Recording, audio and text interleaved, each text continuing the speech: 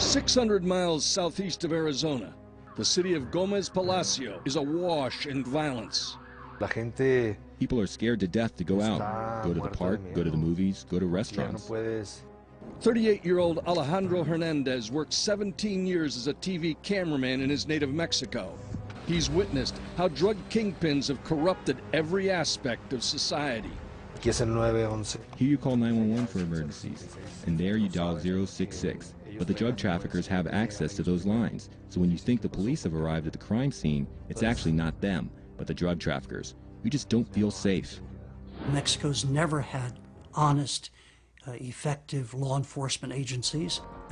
Professor George Grayson has studied Mexico for 35 years. His latest book, Mexico, Narco Violence and a Failed State, tells how President Felipe Calderón has cracked down on rampant corruption. Once he got into office, he found that there were broad enclaves of the country that the government no longer controlled, that the cartels controlled them. And so he's turned to the Army and the Navy. And the armed forces have played the primary role in spearheading Mexico's version of the war against drugs.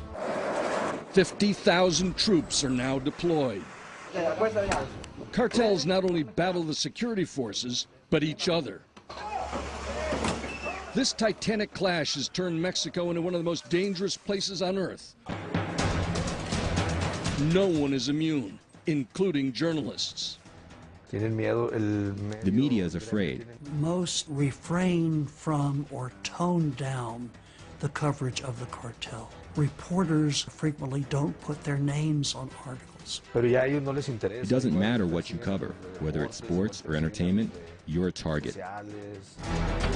Over 30 journalists have been killed in this drug war, yet brave reporters like Alejandro continue to risk their lives to tell the story.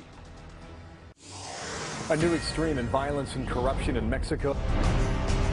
On 26 July 2010, a shocking story grabbed international attention. The Mexican government saying that prison guards allowed inmates out of their cells and gave them weapons to carry out a massacre. Allegedly, the prisoners were dispatched as hitmen to carry out revenge killings on a rival cartel.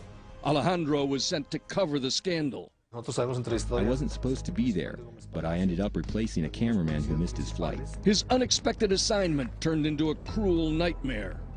When they got out of the car and pointed the gun at me, I closed my eyes and thought that was it. When we come back, Alejandro recounts his terrifying ordeal in painful detail.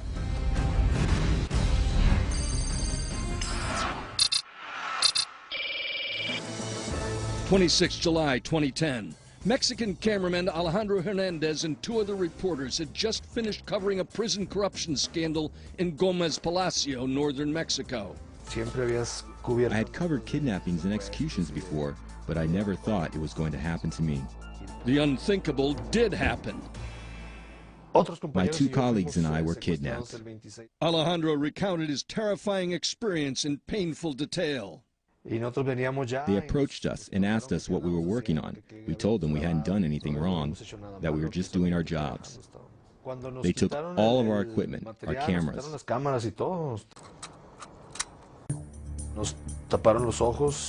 They covered our eyes, tied our hands and our feet, and then took us to a house that was under construction. They didn't feed us. They kept saying they were going to kill us. They'd point the gun here or here. When we were about to fall asleep, they'd cock the guns and wake us up.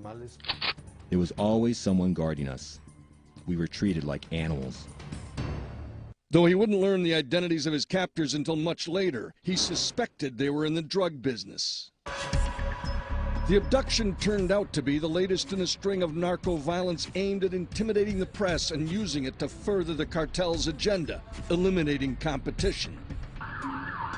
The kidnappers demanded the journalists' employers broadcast footage of local law enforcement collaborating with a rival cartel. They made us call the TV stations and tell them to upload the videos and threaten to kill us if the stations didn't air them.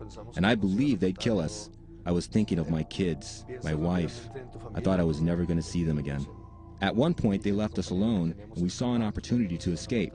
But they caught us and beat us. I was bleeding heavily. At least we tried. I wanted my kids to know I fought for my life. Y que no me dejé matar así nada más. On July 31, after 5 days of excruciating horror, it all ended.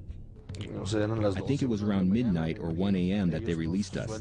They told us to run and not look back. Alejandro's relief would be short-lived. His ordeal wasn't over.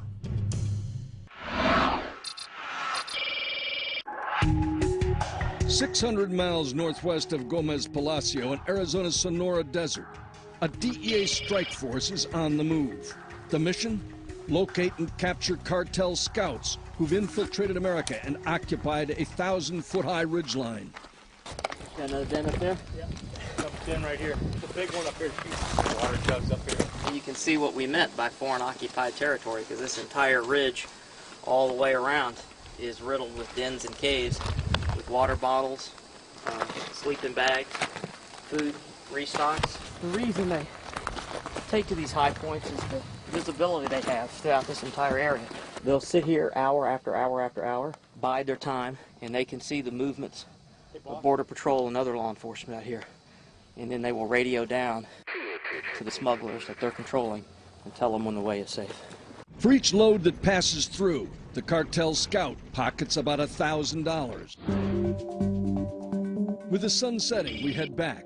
Though no one was caught this time, the agents are determined to shut down this corridor. The amount of dope that moves through here, just the tempo and the amount is staggering. At night, it's like a smuggling highway out here, which is why we try as hard as we can to knock them off these scout positions. Anything we can do to disrupt their activities here is leverage that helps us in our other investigations with it. Al, is this mission a success or a failure? This mission is absolutely a success, sir. Our intelligence told us they were in one spot. We found that they had moved to a different spot. Now we know where they are. Next time we come out, we'll be able to get them at this spot. Up next, the dramatic conclusion to Alejandro's brutal kidnapping. And later, we'll take you to parts of our country that are so dangerous, they're off limits to American citizens.